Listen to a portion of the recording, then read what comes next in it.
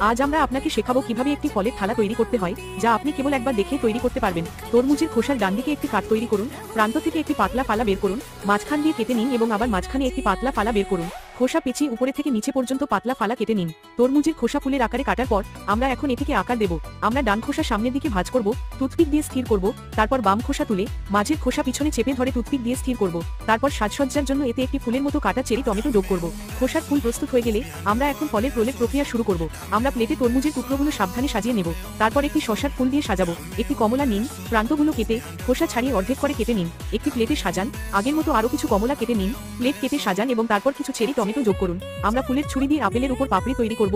পুরুত্ব সঠিক হতে হবে, খুব বেশি ঘন বা খুব পাতলা নয়, কেবল একরকম হতে হবে। পাপড়িগুলি তৈরি হয়ে গেলে আমরা সেগুলিকে একটির উপরে অন্যটির সমানভাবে রাখবো এবং প্লেটটি সাজিয়ে দেব। এই সহজ এবং সুন্দর ফলের প্লেটটি এখন প্রস্তুত। আসুন তৈরি প্লেটটি দেখি। পছন্দ হয়েছে লাইক এবং ফলো করুন। সম্পূর্ণ ভিডিওটি দেখার জন্য